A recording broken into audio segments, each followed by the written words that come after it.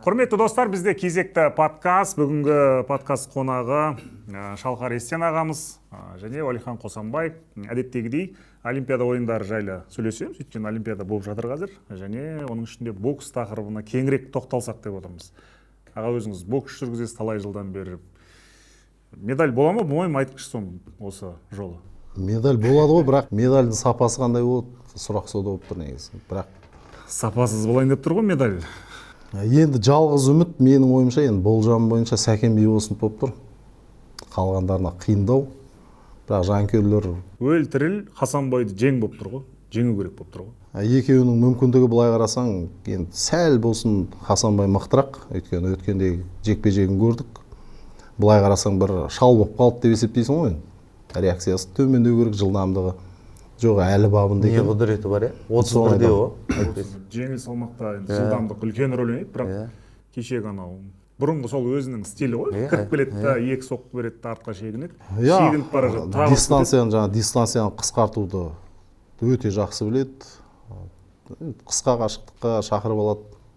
Сәкеннің кішкене қызбалыққа салып кетеді. Сәкенде дейсіз ғой енді. Сәкенде болып тұр енді, Сәкенде қалғандарын білмеймін, айтамын. Үш боксшымыз қалды енді. Өзі ерлер арасында, әйелдер арасында екі боксшымыз бар. Оның біреуі білесіздер, еркекке қарсы шығу керек, алтын жеңу үшін. Иә. Сондай отыр енді. Бүгін ана жекпе-жекті көрдіңіздер ғой, ана алжирлік боксшы мен италиялық боксшы шықты да. Италиялық боксшы 40 секундтан кейін ол мен жұдырықтаспаймын, өйткені анау еркектің хромосомасы қанынан тестостерон табылған адам Олимпиадаға келіп отыр ғой енді. Он негізі былтыр Үндістан Нью-Дели қаласында өткен әлем чемпионатының финалының алдында шеттетіп тастады. Соны шеттетті, тағы Тайпейді шеттетті. Сосын ана бүгін шыққан кәріс қызы бар ғой, кәріс қызы шықты, ол да ұқсайды негізі. Бірақ шаш өшкен, оны қараған, бірақ жіберіпті ғой бәрін. Достар, біздің фондағы серіктесіміз әлі де бонустар үлестіріп жатыр. Демек, төменде бекітілген сілтеме арқылы өтіп тіркелетін уақыт келді. Алғашқы тіркелген клиенттерді тұстан бөлек 200 мың теңге бонуста күтіп тұр. Алайда ұмытпаңыз, бәстігу баюдың немесе табыс табудың жолы емес, бұл жай ғана көңіл көтеру. Былай қарасаң енді Олимпиада, халықаралық Олимпиада комитеті деген Олимпиаданың өзінің мақсаты гуманизм ғой, былай қарасаң. Әділетті болу керек дейді да, өздері әділетсіздік жасайды. Мысалы, нәзік жанды қызбен еркекті шығарып отыр, былай қарасаң. Еще Алжирден шыққан ғой дейді ғой. Біреудің құқығын көтереміз дейді, сақтаймыз дейді да, біреудің таптап отыр. Мына бокстағы жаңа салмақта сондай. Бойы кішкентай жаңа салмағы төмен спортшыларды қинап отыр да, кәдімгі зорлап отыр. Үлкендермен шығарып. Салмақты қысқартып, салмақты қысқартып. Жетақ салмақта қалды ғой енді бұрын мысалға. Болмаса апта сайсасын десеңші. Қанша салмақта болды бұрын? 13 салмақта болды. Бірінші 13 салмақ, одан кейін 11 болды. 11 болды, одан кейін 10 болды. Сөйтіп міне 7-ге келдік қой аман. 7-ге дейін бірақ түсірді ғой, әрбір салмақ енді қарап отырсаң жаның ашитын нәрсе негізі. Соның бәрін бүйтіп қалдырып, қыздарды да қалдырып, медальдар санын көбейте салуға да болады ғой. Қыздарда енді салмақ бұрыннан өзі реттеліп тұрған нәрсе ғой. Қыздарда салмақ көп болмайды ғой. 100 килодан асатын қыздар болмайды мысалы. Иә. Рас қой. Еркектерде болады, енді бокста салмайды. Баяғыда біз жарысқа барғанда болады, мысалы мектепте оқимыз, ауылдың бір дәулері болады. Бокста салмайды, бірақ салмағында ешкім болмайды. Жарысқа апарады. Бірден финалға шығады. Иә, финалға, жартылай финалға шығып, әйтеуір жүлде алып келеді. Соны анау жарыстан қайтып келе жатқан жалынады саған. Мен бокстас деп айтыңдаршы. Үшеуін жеңді деп айтасаңдаршы деп. Ол бокстаспайды, барады да бір 3-ші орын алады, бір бойдан жеңіліп қалып. Сондай нәрсе ғой. Жалпы не болып жатыр бокс? Құрамамыз не болып жатыр? Сен құраманың ішкі кухнясымен сіздер таныссыздар ғой енді. Неге құлдырап жатырмыз қазір? Неге біз өзімізге көп ақ қойдық па? Көп ақ қойдық, Бұл құлдырау баяғыдан басталған ғой негізі. Енді 3 боксшымыз қалды деп отырық, жаңа Сәкеннен үміт бар. Қазір дәл осы уақытта Мұхаммед Сабыр Базарбайұлы ширек финалда Лаша Гурулеге қарсы шығады. Санаулы минуттардан кейін білеміз ол нәтижені. Егер өтсе жартылай финалға қарай. Бірақ енді Мұхаммед Сабыр осы көп айтты ғой осы Олимпиадаға барар алдында кезіндегі Бақтияр Артаевтың жағдайына ұқсайды деп, немесе сол соңғы болып жаңағы эшелонға іліп кетті ғой енді, соңғы мүмкіндікті алып, сол соңғы вагонға мініп тұр ғой. Бұл да бір негізі тарих қайталанатынын ескерсек мүмкін ғой. мүмкін. Ол да мүмкін, мысалы. Бірақ 60 жарымда жаңа көрдіңіздер ғой. Өте Софиян мықты Умия салмақ. қалай ойнап шықты. Сезіп жүрген жоқ қой, бір қолмен ойнап жүр ғой. Осы бокстағы қазір бағалау жүйесі негізі бұрын енді басқаша еді ғой, соққы жасаса жаңағы экранға шығып тұратын, иә. Сол кезде біліп отыратынбыз, көріп отыратынбыз. Тіпті ол кездегі жаңағы 5 төрешінің үшеуі басса ұпай берілетін еді, солай еді ғой. Үшеуі Қазіргі мына жүйе, мынау жығып беру өте жақсы жүйе деп айтып жатыр да, мысалға. Бірінші раундты мысалға береді. 4-1, Бір қарасаң, бірінші раундты алды болды, енді ары қарай жекпе-жек біздікі деп отқан кезде екінші раундта 3-2 қанаған беріп, жағдайды теңестіріп қояды да. Үшінші раундта тағы 3-2 береді да, жалпы қорытындысында 3-2 мен анау алып кететіндей қылып. Жығып беруге оңай жүйе емес бұл, осылай бағалау жүйесі. Аға, қалай ойлайсыз? Немесе бұл бұрында болды ма ондай? Жығып беру. Оған негізі қарамайды. Мысалы, табло шығып тұрған кезде де біреу соғып жатса, мысалы, тиісін тимесін ұпай қосылып жататын, ондай талай көрдік. Бұрындар, иә. Бұрындарда. Иә. Үшеуі келісі басқа болды ғой, иә, үш төресі. Біздің боксшылардың қазір физикалық дайындығына тағылған сын өте көп.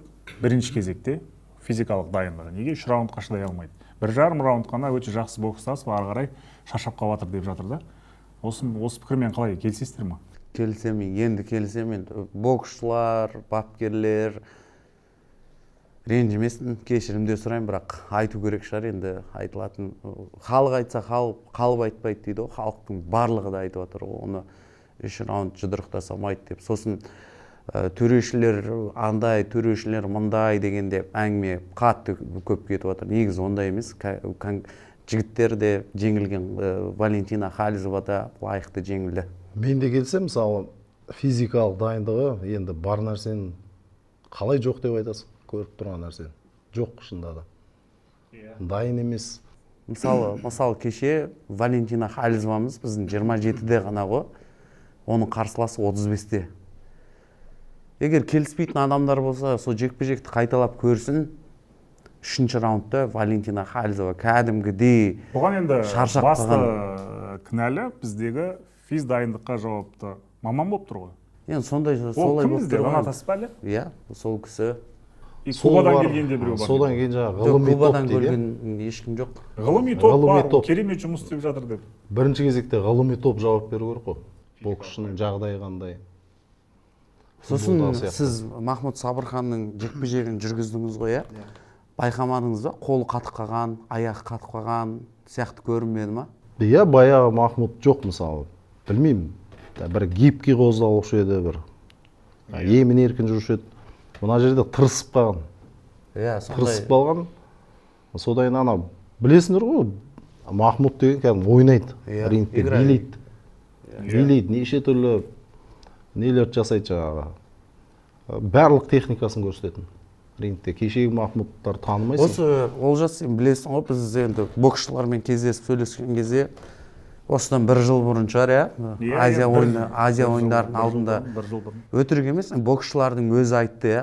Қатты бізге нагрузка бер жүреді, қолым қатты қалады, қолым жүрмейді деп те боксшылардың өздері айтқан негізі.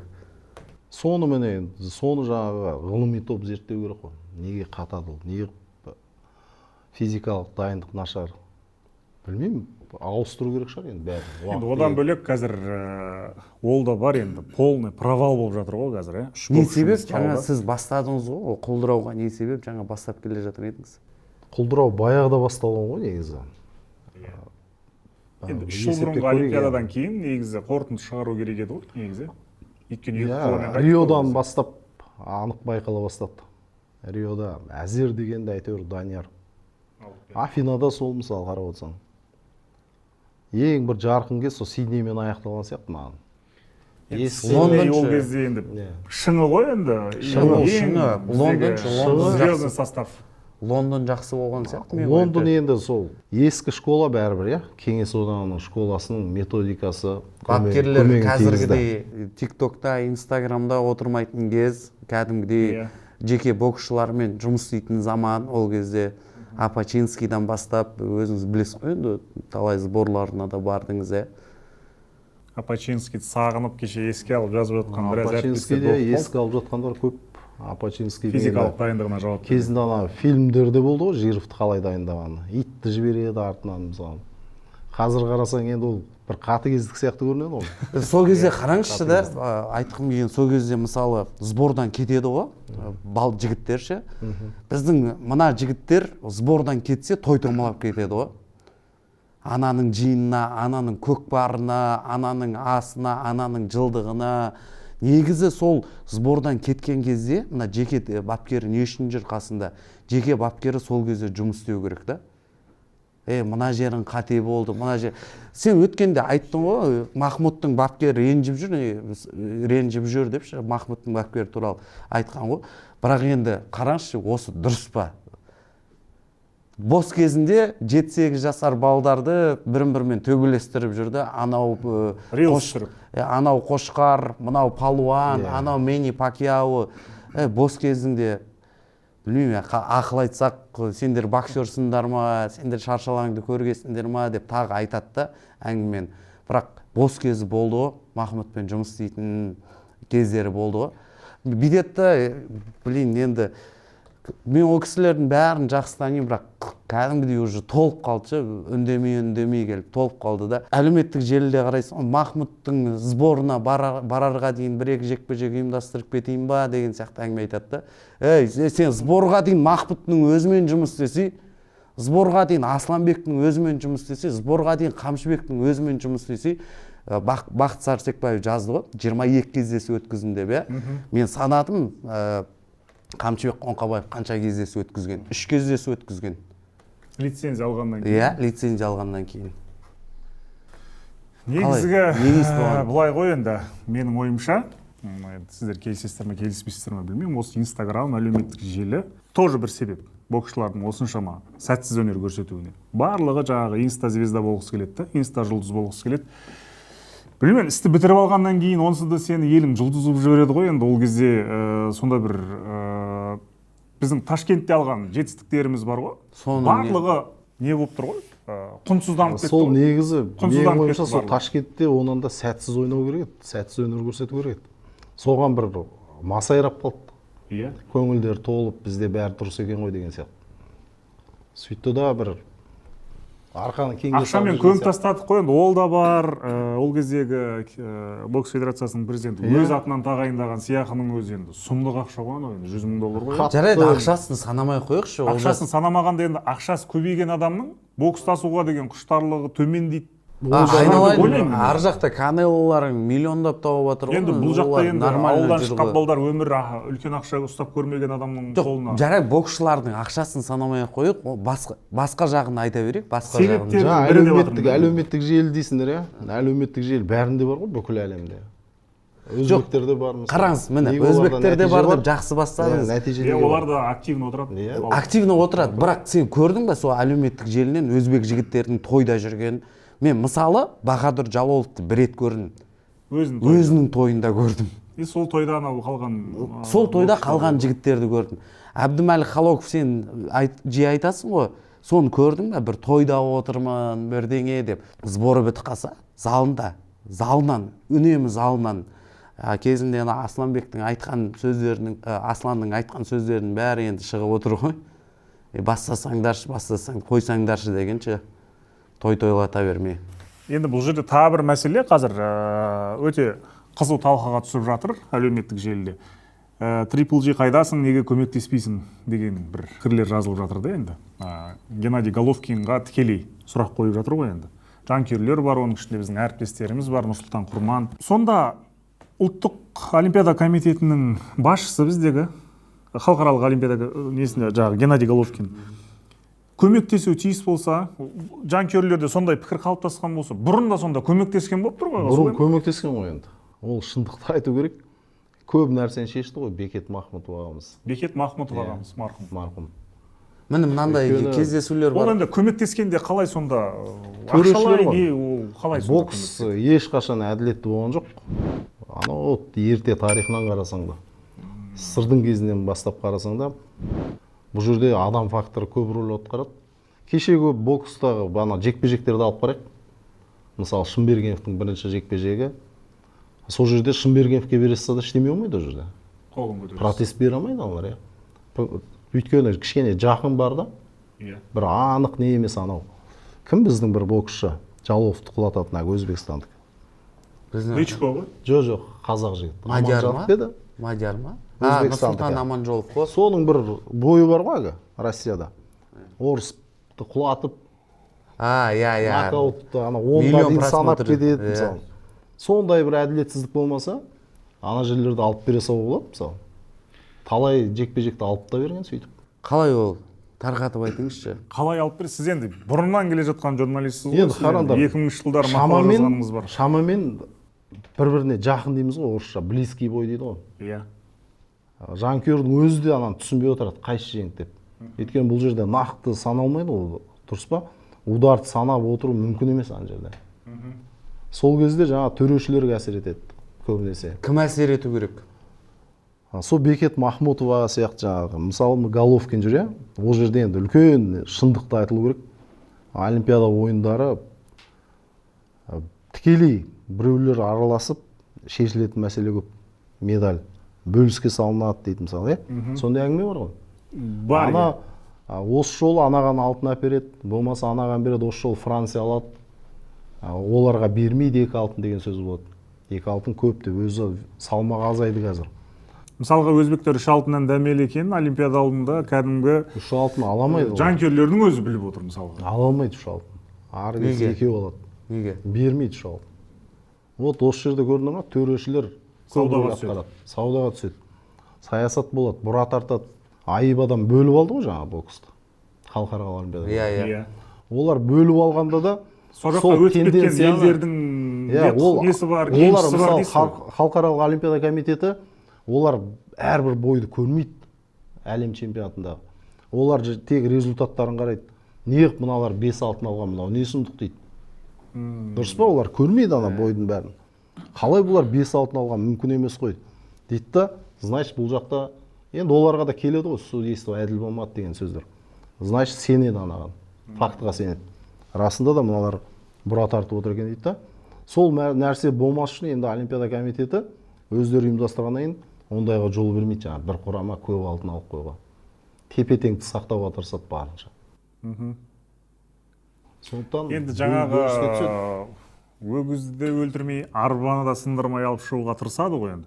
Енді бұл ақыры саудаға салынып, жаңағы базар болып жатса, енді біз неге бір боксшымызға алтын әпере алмаймыз ба дегенде сұрақ туындайды. Сол ғой, енді ол үшін біздегі бокс федерациясында да қазір енді өте қалталы азаматтар басқарады. Ол алтынды алу үшін де неге араб әмірлігі алмайды мысалы? Ақша деген пішен оларда, дұрыс па? Бірақ ол үшін бір алғышарт болу керек. Кішкене бір бокс көрсету керек. Бокс державасы болу керек. Ең болмаса жаңағындай близкий бой көрсету керек. Мысалы кезінде түріктер, ол әңгіме айтылды ғой, ол ешкім жасырмайды. Бекет Махмутовқа келіп, кәдімгі $1 чемодан беріп, Бекзат Саттарханов пен Пальяни армян ғой, Түркияның атынан шығады. Сол бойды сатып алмақшы болады. Армян жеңбесін дейді ғой. Армян жеңсін дейді. Жеңсін дейді. Түріктер ма? Иә. Бекзаттан сатып алмақшы болады. Бекет Махмутовқа ол барлық жерде жарияланды енді. Сол кезде келіспейді. Әйтпесе былай қарасаң, Бекзат мүлдем жоспарда жоқ болған ғой, алтын алады деп. Ставка тікпеген ешкім, ешкім тікпеген, иә. 20 жасар бала. 20 жастағы бала. Бірінші қатысып отыр, ол қатысса болды деп ойлаған. Енді Ермахандар алады деп сенген. Жоқ, Бекзат өзі жарып шығады. Енді Пальяни екеуінің бірақ жекпе-жегі близкий деп болады жаңағындай. Жақын. Пальяниға да беріп жүріп болады ол жерде. Ең қиын жекпе-жегі ғой Бекзаттың сол. Соны рингтің сыртында шешіп отыр ғой. Сыртында шешіп тастаған. Рингтің сыртындағы тағы бір рингте жекпе-жектер болып жатыр дейсіз ғой енді. Сонда қазір енді мынау енді Алла тақиялы әкелеріміздің бір өкілі болып тұр ғой сонда арғы. Айлалар асып тұр ғой, өкілдері болды ғой, білесіңдер ол кісі кім екенін. Ол кісі қазір әлі де сол сөз өтіп тұр деп ойлайсыз ба? Сөз өтеді ғой. Енді мына олимпиадаға өте қоймайды бұл. Шындығын айтайын, енді бұл жердегі жаңағы Жалаловы ол берсең қолыңнан, бермесең жолыңнан болып тұр ғой енді. Сондай болып тұр, бірақ енді оның ана Австралия ма? Терем Муана ма? Қызық болып тұр, өте мықты боксшы. Дәу екен ол. Дәу, бірақ қопалдау ғой. Қопалдау. Жалов көреміз. Қызық болады, бірақ қанша дегенмен. Сосын жаңағы Халокова бар, ол да енді бекерге туыстап шыққан жоқ қой енді. Халықовтың жеребесі өте сіз жақсы. Халықов деп эфирде айтқанда Бізге риза сөйтіп болдым айт деді ғой, айтын. Мен айт, бізге айт деген жоқ. Бізде енді оны айтпаса ғана Фейсбукта үлкен жазушылар бар, білесіңдер, иә? Иә. Мүйіз қарағайдай. Қатең теріп отырады. Олар айтады саған, ей, біздің тілімізді икемдейік, біздің неміз, иммунитетіміз қайда деп. Өзбектер сені де дұрыс айтпайды деген сияқты. Соны амал жоқ айтуға тура келді. Бірақ ана басшылық бізге Халоков қой деп жазып жүрді. Халоков деп айтсаңдар. Халоков деп айту керек. Соны мен айттым, осындай жағдайдан. Соны үндеген жоқ.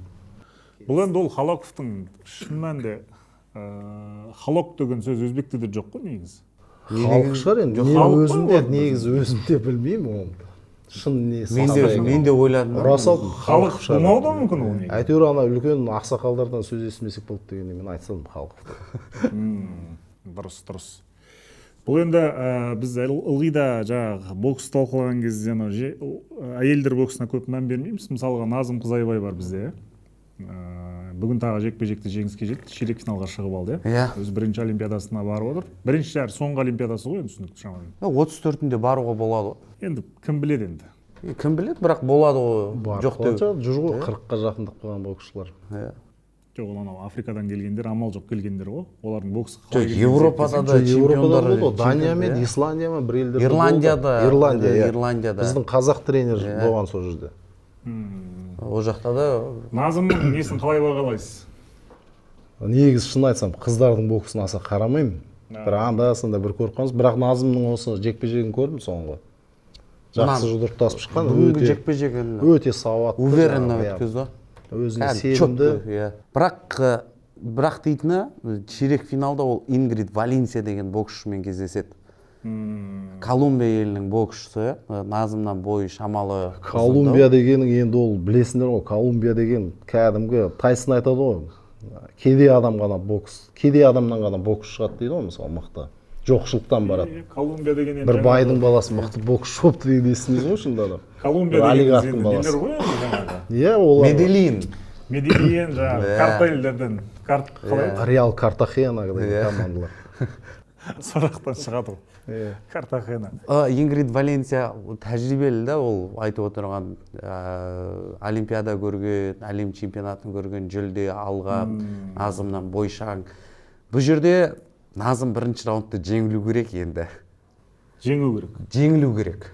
Неге олай ойлайсың? Өйткені Назымда мынандай мінезді қыз кәдімгідей ше. Ол намысшыл қыз ба? Бірінші раундты Назым жеңілсе, 5-0 жеңіліп қалмасын жеңілді дегенде де. 3-2. 3-2, 4-1 жеңілсе, екінші раунд, үшінші раунд ол шығарады. Назым анандай ғой, кәдімгі бір көшенің төбелесетін бұзық қыздар сияқты да кәдімгі. Ол шығарады, сөйтіп жеңілетін болса, шығарады. Өйткені Назым жекпе-жектеріне қарап отырсаңыздар, лицензиялық турнир болсын, өткенде бірінші жекпе-жегінде де бұрышқа келеді. 4-1 жеңіліп атсын деген естиді, көреді екен ғой боксерлардың. TikTok деп отырсыңдар ғой, сол тойда отырмай Назым құсап груша ұрып жүру керек қой. TikTok түсіріп, груша ұрып. Сол не алады? 4-1 дейді, Назым жанбайды. Тәжірибелі ғой. Назым жанбайды, келеді де екінші раунд тұрып алады. Қанша дейді? Алдық ба дейді? Алдық. Үшінші раунд келеді де до конца ұрып тастайды. Сондай несі бар да. Қыздар боксының эксперт болды. Қыздар боксы дегенде енді елдің абыройы ғой бұл жерде. Жаңағы Елдос Сметовтың алтын алғаны бір еңсемізді көтеріп тастады деп айттық. Енді көп адамның артын жауып отыр ғой қазір Елдостың алтыны. Министрлік бар, басқасы бар, иә. Енді боксқа енді үлкен бәс қойған ғой енді бізде. Жаман алтын, кемі бір алтын. Иә, дұрыс айтасың. Бірінші кезекте жанкүйерлер олимпиада десе бокстан. Енді қыздар алып берсе де енді кішкене абырой ғой, кішкене емес, енді ол да алтын жүлде ғой, енді үлкен абырой ғой енді. Бірінші кезекте. Каринаның әлі несін көрмедік формасын, ода да практика жоқ. Ол бокстаспады ғой. Иә, айтып тұрмын ғой, практика жоқ деп тұрмын ғой, сол практика жоқ. Қыздарда да ауыр салмақты қамады, Күнгейбаевалардан кейін жоқ па? Қызылордалық бір қызымыз шығып еді, ол қыз тұрмысқа шығып кетті ғой жаңағы. Қазақстан чемпионатын жеңіп алған. Сол ғой ана. Гүлсая Есжан шықты. Тағы бір күлдір жиын. Әрі қыздарды тұрғызбайды, тұқым алайық деп алып келді. Жаңағы мәселеге тағы ораламыз ғой енді. Мынау қазір ғана біз түнде жазып отырмыз бұл подкастта. Мұхаммед Сабырдың жекпе-жегін көріп алдық. Қазір өкінішті тағы бір боксшымыз жарыс жолынан шығып қалды. енді жүлдеге медальға қол созым жер қалған кезде енді сүрініп кетті. Өте ауыр жағдай енді Мұхаммед Сабыр үшін. Бесеуі кетті. Мұхаммед Сабыр енді көрдіңдер ғой, жаңағындай близкий болып тұр да. Сіз айтқан мәселе тағы ораламыз ғой енді. Былай да берсе болады. Бекет ағалар болған кезде осы жекпе-жектерді алып беретін еді. Сондай ғой енді жаңағы. Сондай ғой, иә. Екеуінің қайсына берсе де қазір жанкүйерлер дұрыс болған екен деп отыратын бой ғой анау. Үшінші раунд шешті. Төрешілер де әдемі ойнатып берді, 5-0 іштеймін. Бірақ төрешілерге мен риза болып тұрмын. Таза соққыларды есептеді. Мұхаммед Сабыр кішкене грязный болды ғой. Перчатканың сыртынан тиді, жанынан тиді мынандай.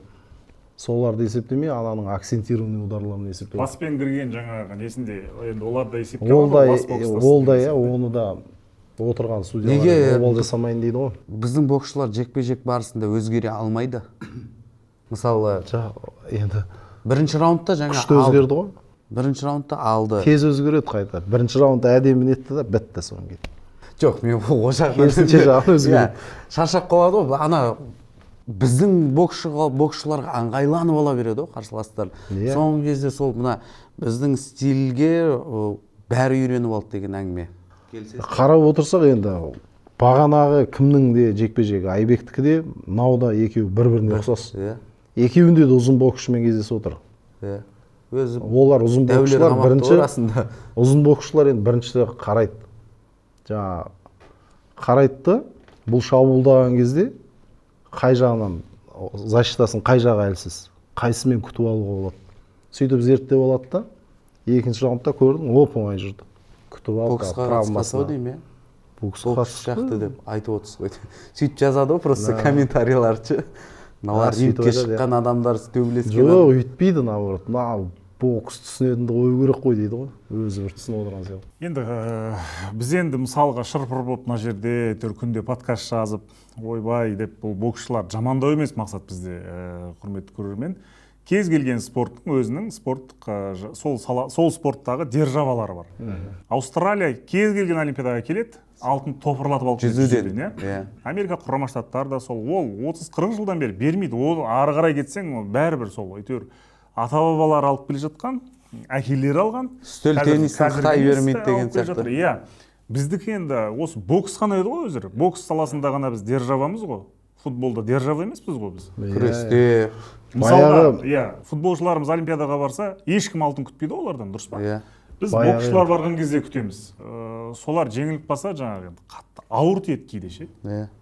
Әсіресе өйткені халықта үйреніп алды да бокстан әбден олимпиада болса міндетті түрде алтын күтеді. Енді державамыз ғой біз енді есептесеңіз 96-дан бері қарай мысалға біз 7 алтын алғанбыз. Токиоға дейін үзілмеген. Олимпиадада. Өзбекстан 5 алтын алған екен. Өзбекстан осы жолы бізді басып озайын деп тұр ғой мынау алтындар саны бойынша. Енді бір қызық айтайын. Бұрынғы боксшылармен сөйлесесің ғой енді. Бұрын өзімізде көріп жүрдік қой. Мұхтархандардың кезінде өзбекпен шығады десе қуанатынбыз. Дейді ма? Оп-оңай өтетін болды, жақсы болды деп. Кубаға түспесе екен деп қорқатынбыз. Олардың боксында құлдырау болды ғой. 2000 жылғы олимпиададан кейін олар 16 жыл күтті кейінгі алтынды. Абдуллаев алғаннан кейін 2016-да Риода алды. Сонда төртеуін бірақ алды ма? Үшеу алды. Сол кезде 2004, 2008, 2012 3 цикл алтынсыз кетті ғой енді. Құлдырау ғой енді сол кезеңдер өзбек боксында. Бізге де сол цикл сол бізге келді ғой. Токио. Енді мынау. Енді бір олимпиада күтеміз. Лос-Анджелесте өз бокс бола ма, болмай ма? Бокста енді ерлерде 4 салмақ, қыздарда 2 салмақ қалдырмаса.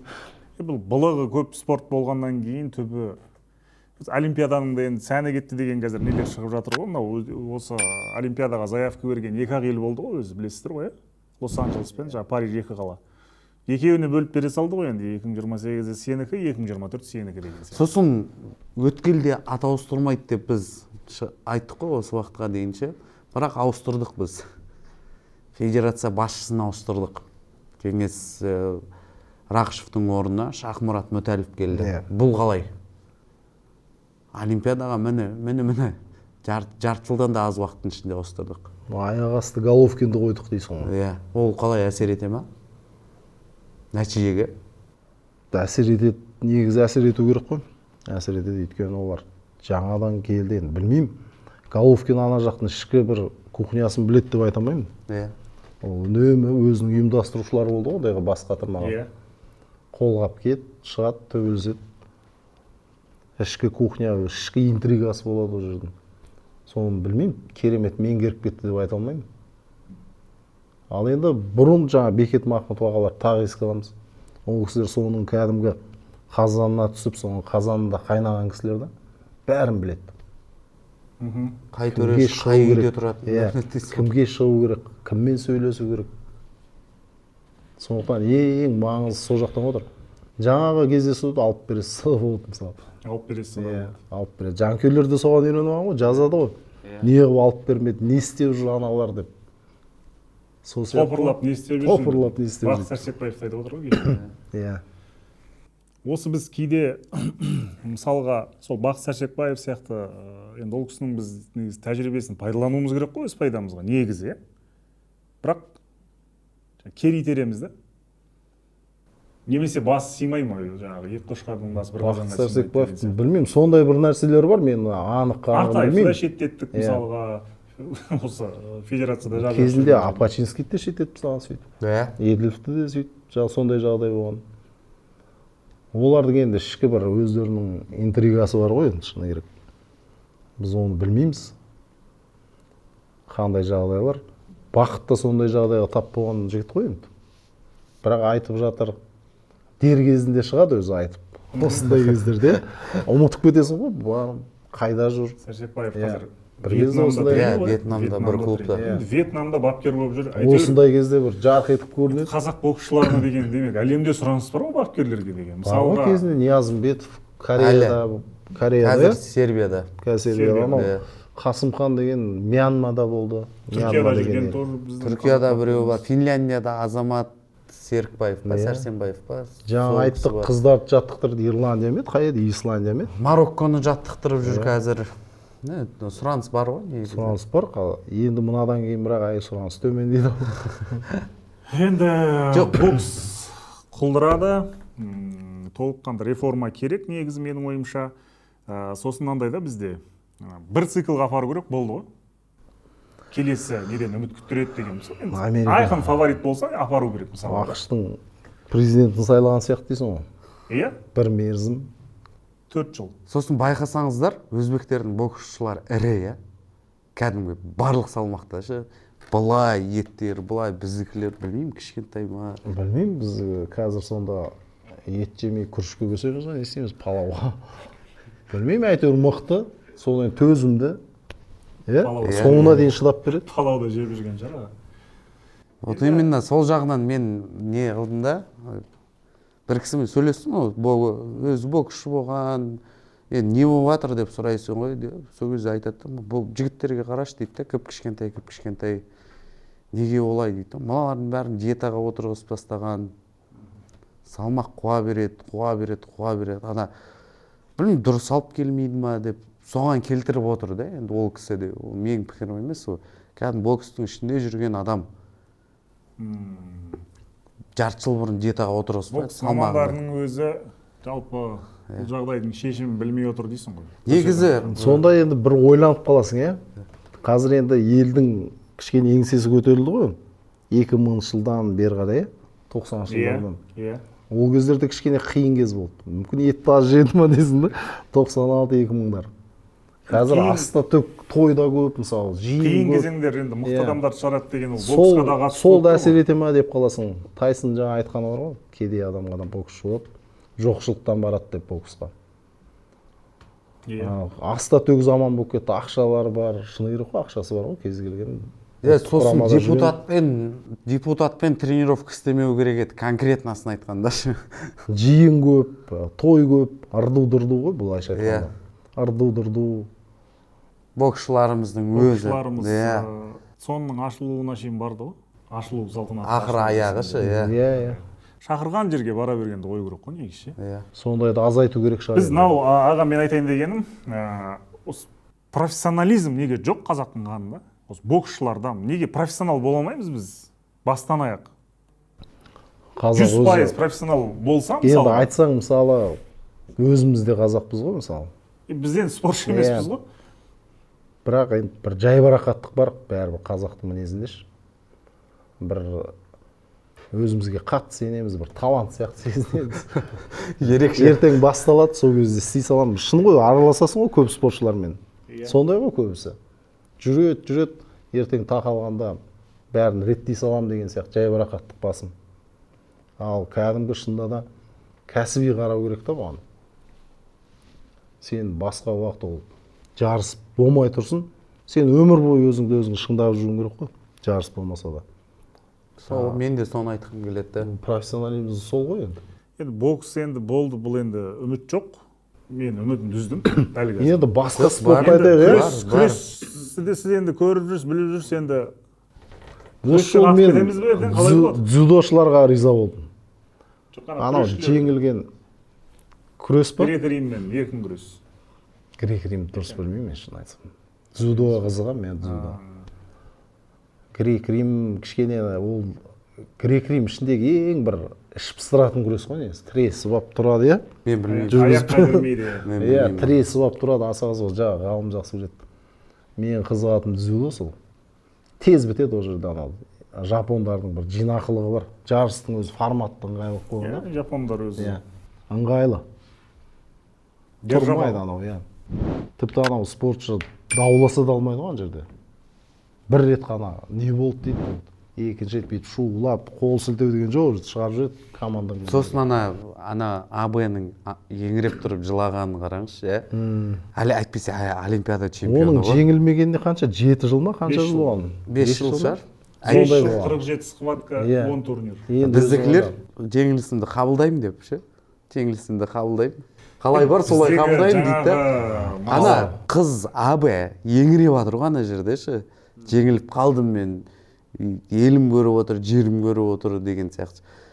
Біздікілер бұйырған осы, қабылдаймын осы. Тағдыр солай болды. Негізі осы Олимпиаданың басында Аршат Ораз деген блогер ағамыз бар. Сол кісі жазған Фейсбукқа пост.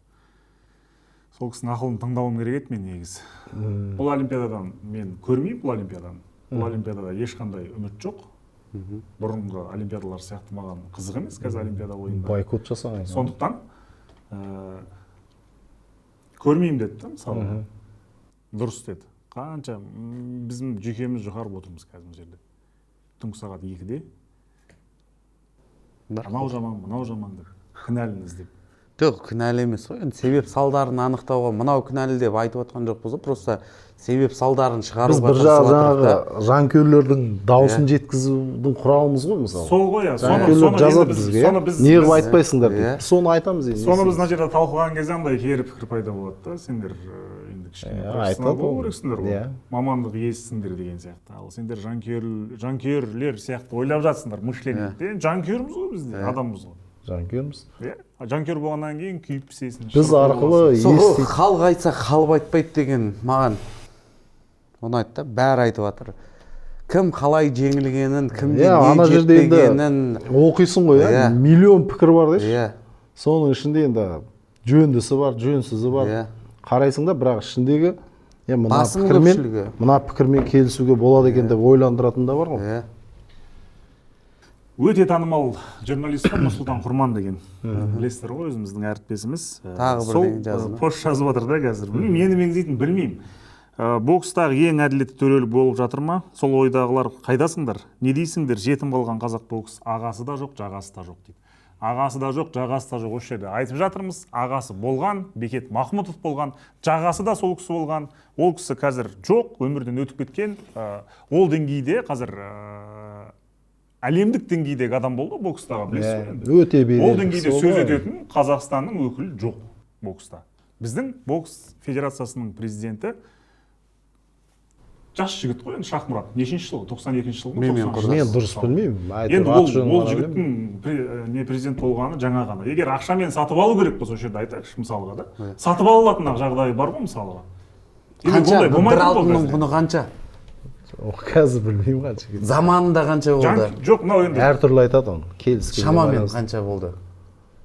Бір домалақтап айтыңызшы. Қателесіп кетсем ұят болады, айтпай қояйын. 1 миллион ба? Жоқ, одан төмен шығар, одан төмен. бірақ егер сатып алатын алтынның не керегі бар бізге? бірақ кейбір бәрі- кездесу алтын емес, енді айтып отыр ғой жаңа Бекет ағаға бір чемодан доллар әкелді дейді. Бір ол алтын да емес тіпті. Өту керек просто. Өту керек. Соған қарағанда кейбір нелерде әртүрлі ғой бағасы енді.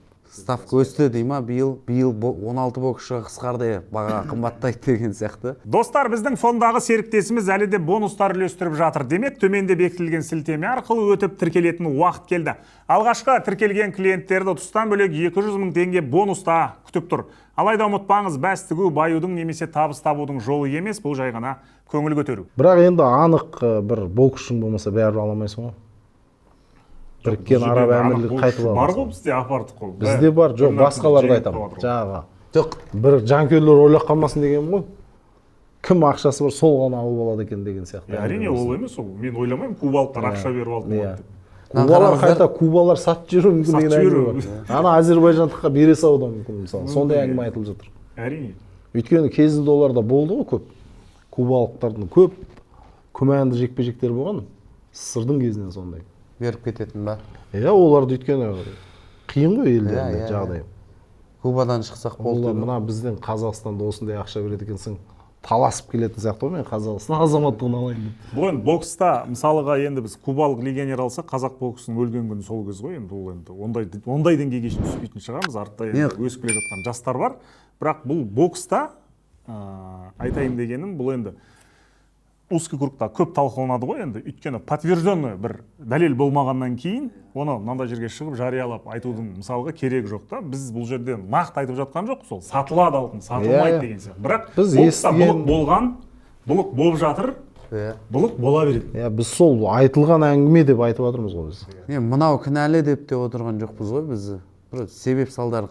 Бірақ жел тұрмаса, Шөптің басы қимылдамайды. Иә. Әр олимпиадада, әр әлем чемпионатында бұл әңгіме айтыла ма? Демек бұл жерде бір гәп бар. Екі, қарашы, біз енді бокс державасы дейміз, боксқа көптеп ақша құйылады. Испанияда боксқа ақша құйыла ма екен? Екі боксшымыз испандан жеңілді ғой. Испанияда енді біз сияқты ақша құйылмайтын шығар, бірақ енді ол жақтағы халықтың әлеуметтік жағдайында қарау керек қой. Испанияда байқұс сол футболист болу қолынан келмегендер баратын шығар боксқа. Ұлыбританияда ешқандай сыйақы жоқ олимпиаданың алтынына. Бірақ олар мысалыға, бірақ та ол Ұлыбританияда жаңағы спортшыларының алатын жалақысы әжептәуір болғаннан кейін бермейді, сыйақы бермейді. Енді былай қарасаң, иә, Мексика, ақш сияқты елдер әуесқой боксқа қызықпай тұр да, олар келсе не болады дейсің ғой? Олар келсе Альварестердің 15 жасынан кәсіпқойға кетіп қалады мысалы. Мексикада, Америкада да сол. Бір-екеуін ырымдап жіберіп қояды жаңағы кім сияқты. Харви ма? Кім еді қазір? Джамал жыртып жатыр ғой, сұмдық боксшы. Кезінде Шакур Стивенсон қатысқан кезде айтып ек, мынау кетеді профиға, жұлдыз болады деп айтқанымыз келді ғой. Батасын өзіңіз беріп жібердіңіз. Батасын беріп фейсбукқа салған ғой. Мына жас жігіттен бірдеме шығады. Біз осыған дейін Олимпиадада Иордания елінен жеңілмегенбіз. 20-шы еліміз болды Иордания. Иордания мықты дамып жатыр бокста. Ишаиш деген бүгін Аказаған жеңіп қойды ғой. Кеше жеңіп қойды. Кеше жеңіп қойды. Ишаишты жаман боксшы деп айта алмайсың, өте мықты. Үй ішінің бәрі боксшы. Ағасы да бар емес пе Ишаиш? Інісі бар. Жеңіл салмақта. Мынау 80-дегі түсті ма не? Иә. 71-ге. Мынау кезіндегі Нұрбекпен қырылып жүрген Ишаиш па? Иә. Қайран кездер дейсің ғой, Азияда 80-ден 71-ге қалай түсіп жүр? Түсіп жүр ғой. Азия чемпионаты десе 16. Қытай, Өзбек дегендер көз келмейтін ғой біздер. Сұмдық ғой. Не себеп? Білмеймін. Себебін білмейміз енді, көреміз. Аға келгеніңізге рахмет бүгін. Өзіңізді арнайы шақырдық. Енді сіз енді бұрыннан келе жатқан спорт журналистсіз ғой. Енді кезінде 2000 жылдардан бастап газетке жаздыңыз. Артаевтар алтын алған кезде өзіңіз күтіп алып, Артаев досыңыз бірге жүріп, бокстың басқасында керемет досым емес, бірақ үйінде болдық. Үйінде болдыңыз. Мырзағали ағамен жақсы араласасыз барлығында енді.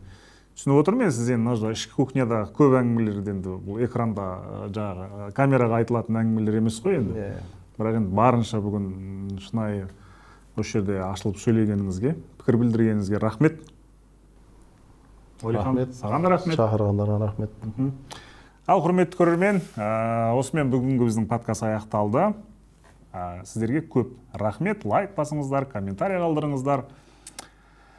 Ал біз подкасттар сериясын ары қарай жалғастырамыз. Егер сіз лайк бассаңыз, комментарий жазсаңыз, көп қаралым болса, бұл да бізге шабыт сыйлайды. Жалпы соңғы подкасттан кейін қаралым өте жақсы болды. Содан кейін ізін суытпай бүгін де осылай жиналып жазып отырған жайымыз бар. Рахмет.